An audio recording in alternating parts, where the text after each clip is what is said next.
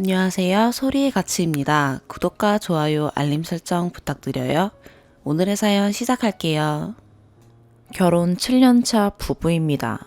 캐나다에서 살고 있고요. 저는 두 아이의 아빠이기도 합니다. 결혼 전부터 정말 많이 싸웠습니다. 서로 완전히 다른 환경에서 자랐어요.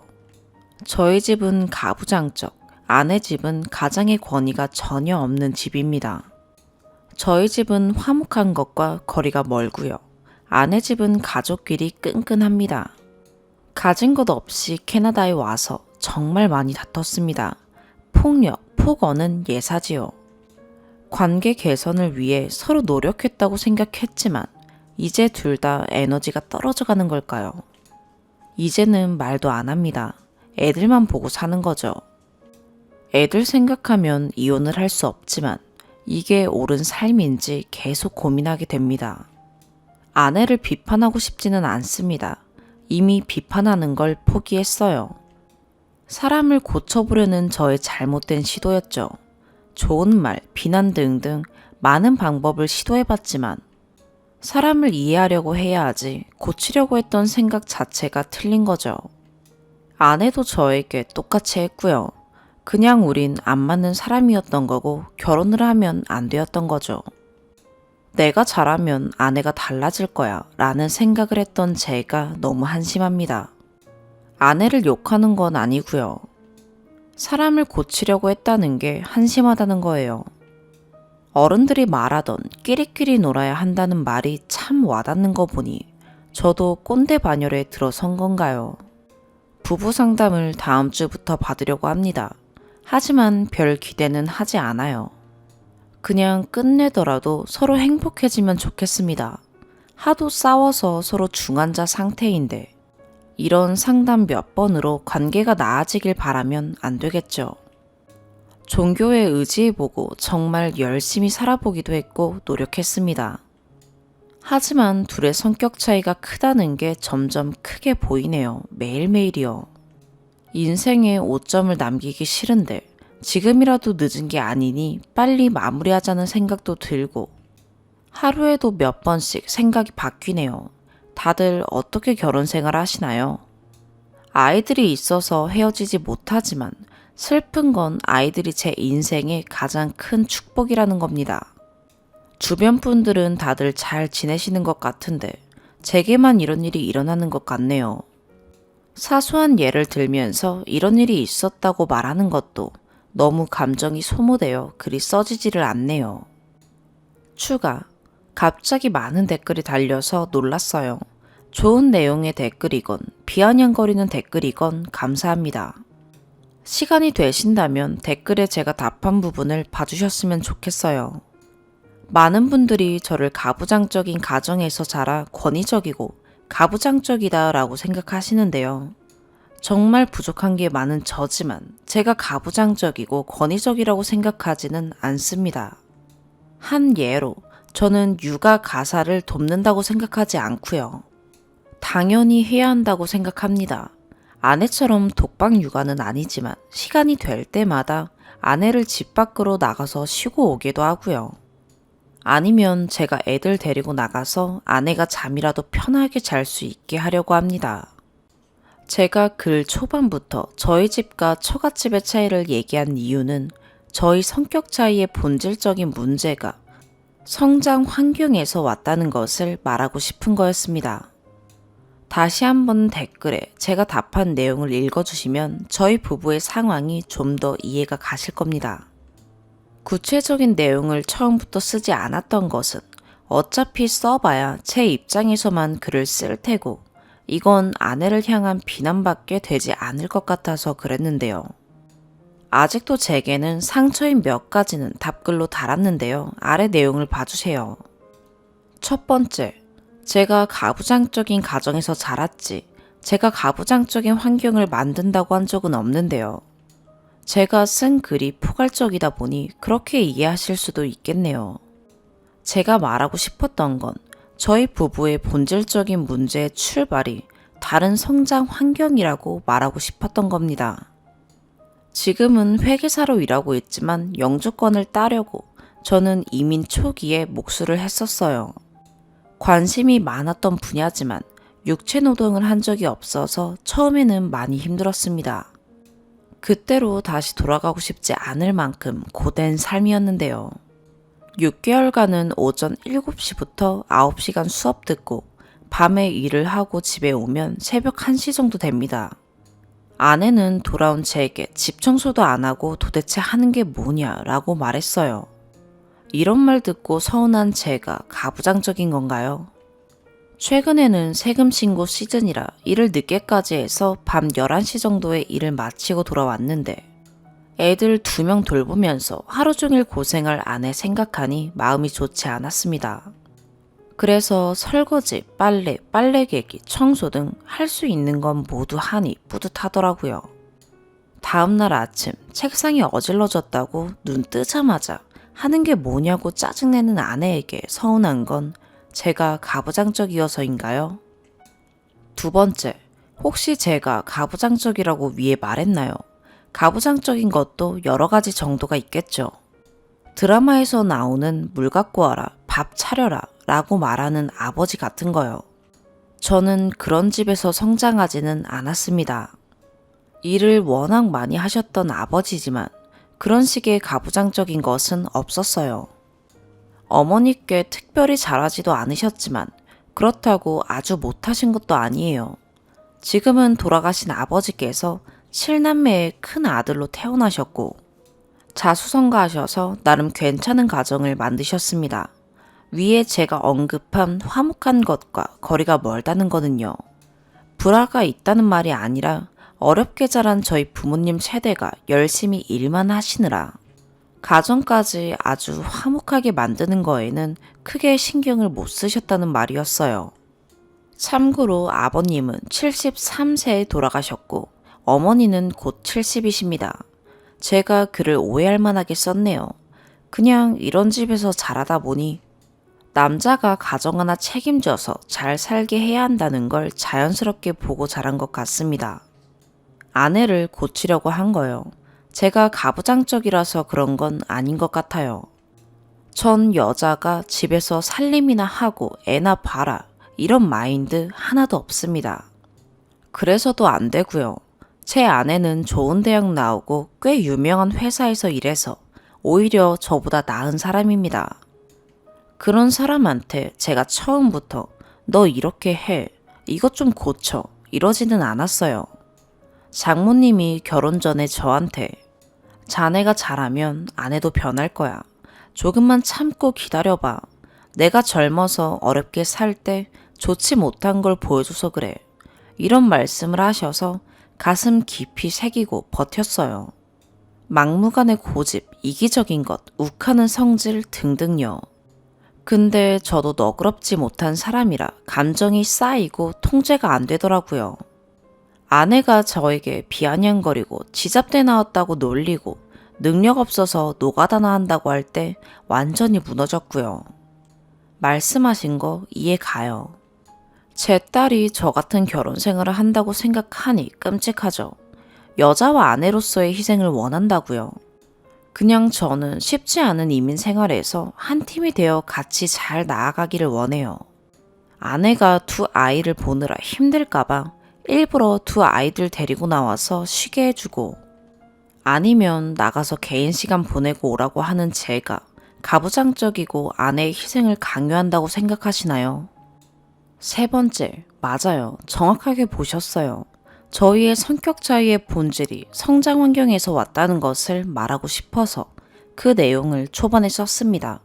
말씀하신 많은 내용에 공감합니다.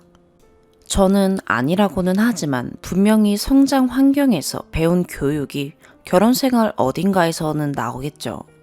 글 쓰신 게 많은 공감이 가서 저를 돌아보게 됩니다. 가장의 권위라는 문구에서 제 정신 상태가 느껴진다고 하셨는데요. 제가 생각하는 가장의 정의는요.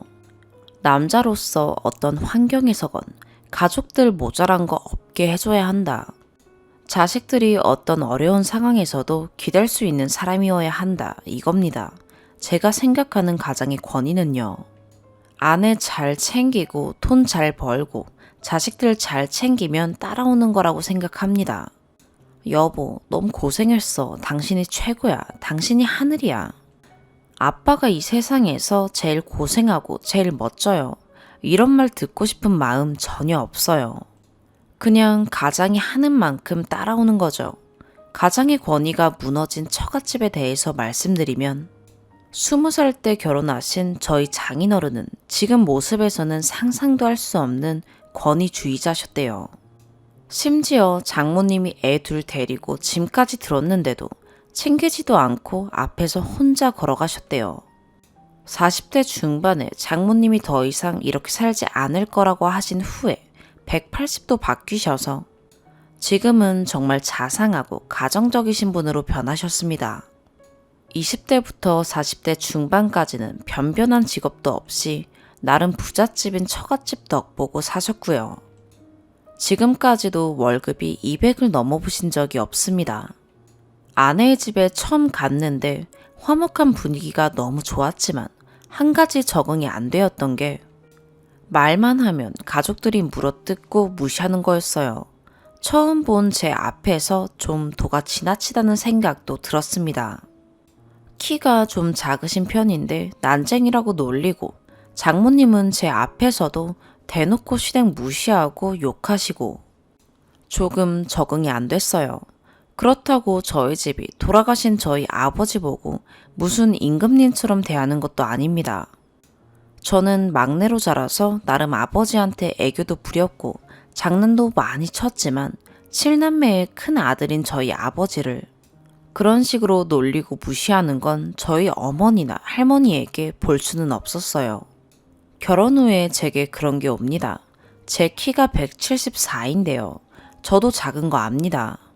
매일 제 딸한테 너 아빠처럼 난쟁이로 살고 싶지 않으면 밥 잘 먹어 라고 말하고 능력 없어서 노가다나 뛴다고 하고 도대체 언제까지 이렇게 구질구질하게 사냐고 말하고 하는 게 하나도 없다고 말하고 전 정말 저한테 대단한 걸 바란 건 아닌데 그냥 수고했다 한마디면 하루 종일 신나서 일하고 집에 가서도 열심히 육아하고 살림할 텐데 하는 거 없다 이 말이 저는 좀 견디기 힘들었어요.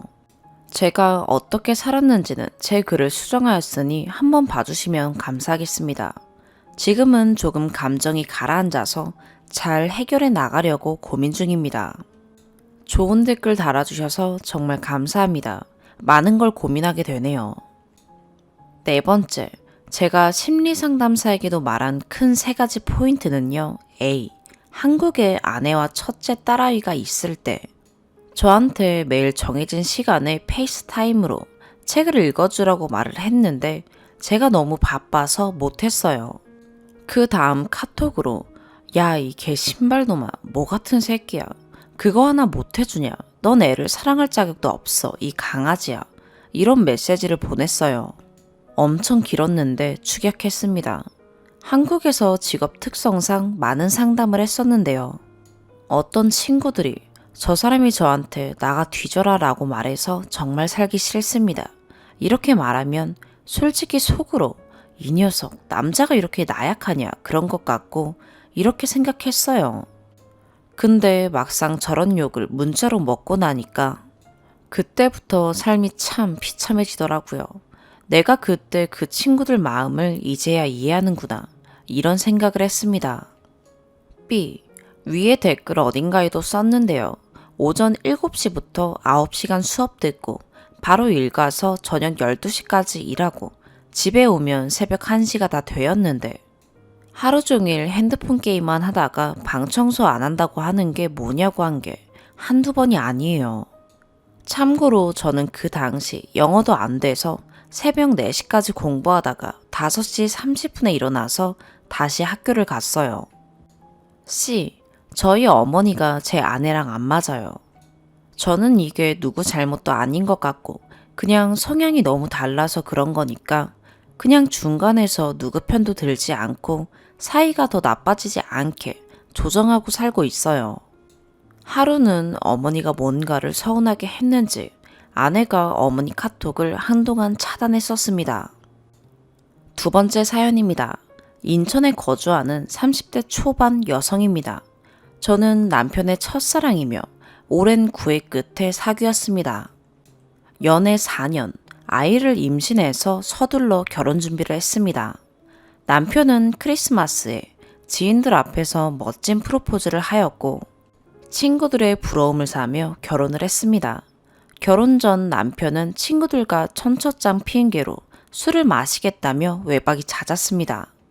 서로 주변인들에게 인사하느라 바빴기 때문에 크게 생각하지는 않았습니다. 결혼식 다음날 신혼여행이 잡혀 있었는데 신혼여행 전날도 인사해야 한다며 외박을 하였습니다.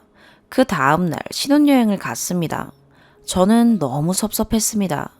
신혼여행지에서 작은 말다툼이 있었고 감정이 격해져서 해선 안 될 말들을 주고받았습니다.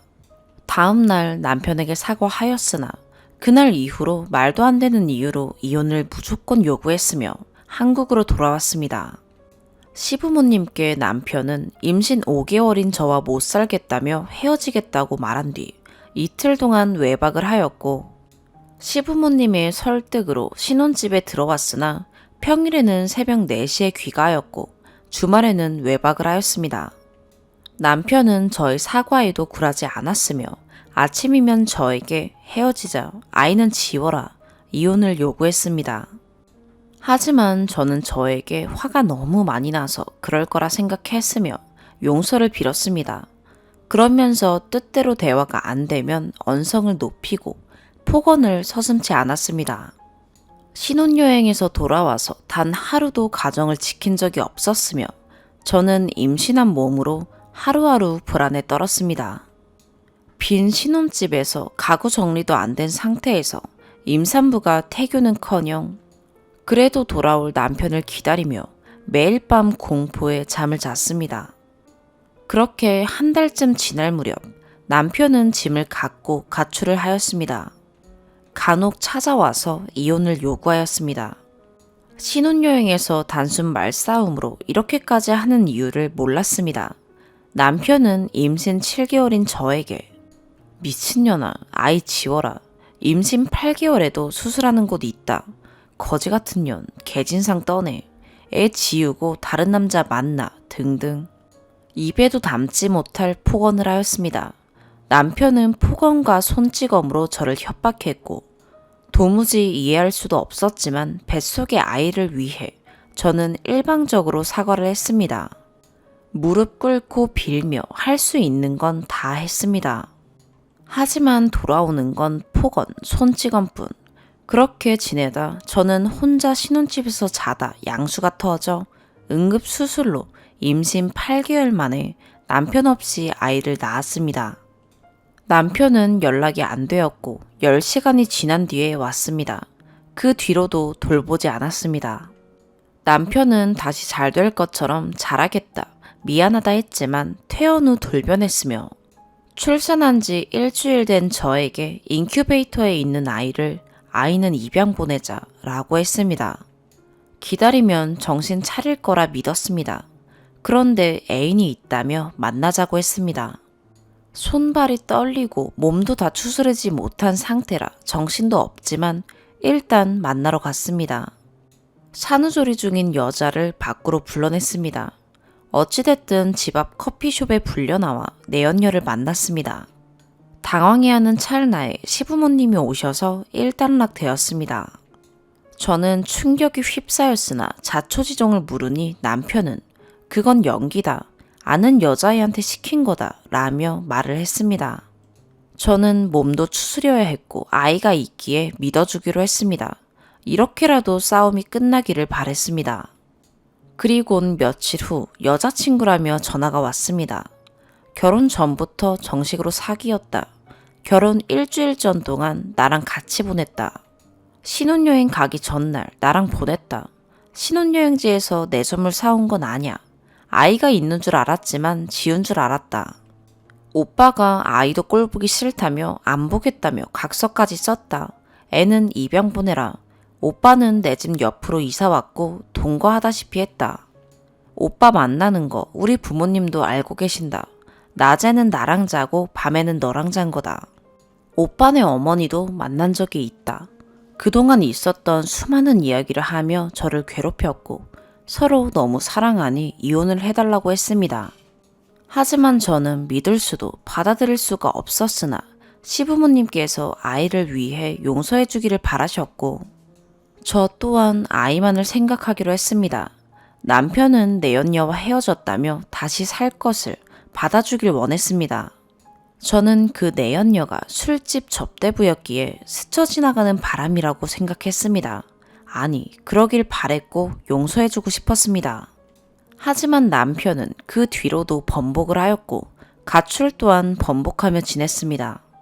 아이와 저만 보면 이혼을 요구했고 아이 때문이라도 남편이 돌아올 거라는 희망을 가져야 했기에 남편을 피해 2달도 안 된 아가와 저는 이 집 저 집 떠들며 지냈습니다. 그 당시 남편은 내연녀와 강원도로 여름 휴가도 다니고 극장에 영화도 보는 등 여느 커플과 다르지 않게 지냈다는 사실을 뒤늦게 들었습니다. 그 이후 몇 달 뒤 잘못했다며 다시 잘해보겠다며 들어왔습니다. 남편은 그 다음날 있는 보디빌딩 대회장에 저와 아이를 데리고 갔습니다. 그것 또한 이런 일들을 아는 사람들이 있었기에 남을 의식한 행동이었습니다. 주변 사람들은 잘 살고 있는 줄 알기 때문이었습니다. 대회장을 다녀온 일주일 후 돌변에 이혼을 요구했고 그럴 때마다 아기를 쳐다보지 않는 등 저와 아이를 무시했습니다. 저는 시부모님과 상의하에 집을 나왔습니다. 제가 없고 아기를 혼자 돌보며 아기에 대한 사랑이 생기기를 기대했기 때문이었습니다. 하지만 남편은 아기를 타가소에 맡기겠다며 협박, 폭언 문자를 보냈습니다. 알고 보니 헤어졌다던 내연녀와 현재 만남을 유지했고 이것을 시어머니가 내연녀에게 확인하여 알게 되었습니다. 남편은 결혼 후에 저에게 단 한 번도 생활비를 준 적도 없습니다. 그래서 시부모님께서 한 달에 50만 원씩 주시는 걸로 생활하였습니다. 저는 남편의 사업체 운영이 어려운 줄 알았습니다. 나중에 알고 보니 남편의 수입은 월 1,000만 원이 된다는 것을 알았습니다. 도저히 답이 없어 보여서 부모님께 알렸고 이혼을 준비하기로 마음 먹었습니다. 이 모든 사실을 뒤늦게 알게 된 저희 친정은 딸의 아픔을 몰랐다는 거에 대한 자괴감, 충격과 배신감에 빠져 있습니다. 부모님께 알린 후 시어머니의 호출에 모두 모였습니다. 이렇게 지 잘못으로 이혼을 하게 된 판국에 사과는 할 줄 알았습니다. 그런데 저희 가족에게 고개를 숙인 적도 사과의 말도 하지 않았습니다.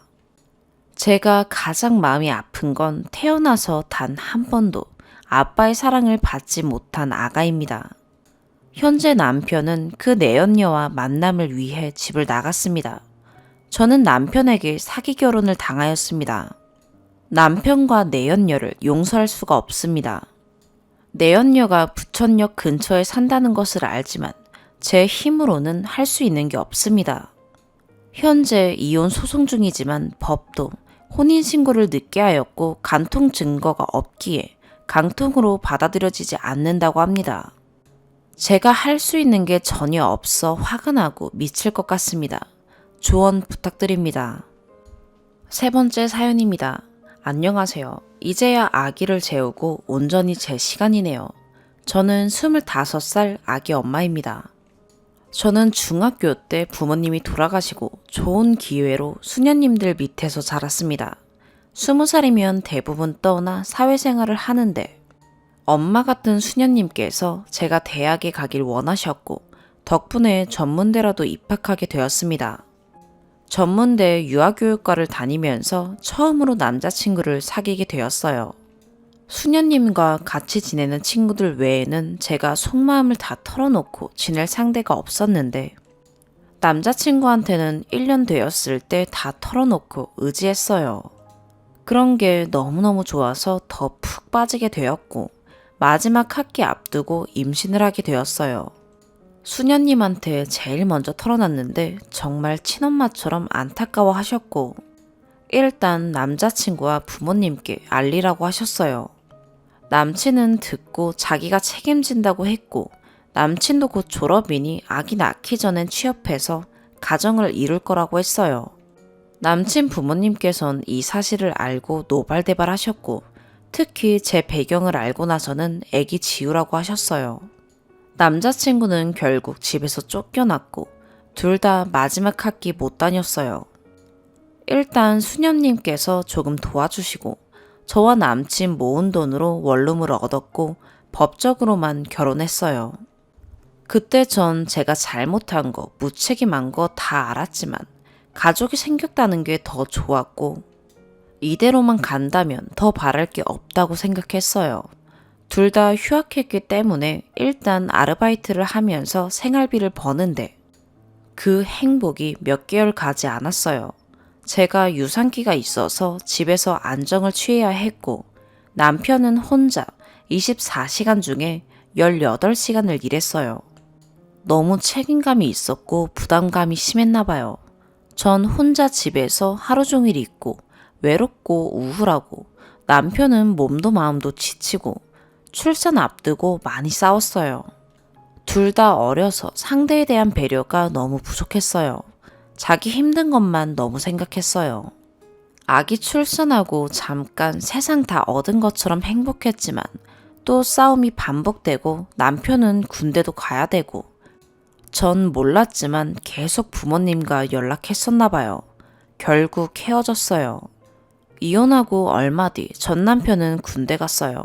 아기에 대한 건 모두 제가 맡게 되었고요. 전 남편 부모님이 원룸 전세금 해주시면서 더 이상 아무것도 해주지 않을 거고 남편한테도 연락하지 말라고 하셨어요. 전 혼자 감당할 수가 없었고 다행히 수녀님이 친정엄마처럼 많이 도와주셨어요. 전세금 빼서 수녀님 모두 드렸고 수녀님 댁에서 같이 생활하고 있어요. 23살에 이혼녀 되고 아기 키우다 24살 때 수녀님 도움으로 마지막 학기 마치고 졸업했어요. 졸업 후 수녀님 계시는 유아원에서 일하고 있어요. 원장님 배려로 아기도 같이 데리고 있고 수녀님이 할머니가 돼서 많이 봐주세요. 그러다 얼마 안 돼서 매번 할머니가 데려오는 아이가 있었는데 그 할머니께서 저를 많이 예뻐해 주셨어요. 그냥 처음엔 저에게 호감 있는 것인지 알았는데 할머니 아들분과 이어주고 싶다고 하셨나 봐요. 우연처럼 몇 번 마주치고 서로 호감이 있는 상태긴 했지만 정식적으로 소개받은 것도 아니고 제 구체적인 사정은 모르셨어요. 남자분이 나중에 정식으로 데이트 신청하셨어요. 참고로 남자분은 33살의 회사원이고 30살 때 아내분이 암 때문에 돌아가셨어요. 저도 남자분 사정 듣고 제 얘기를 했는데 남자분은 이해해 주셨어요.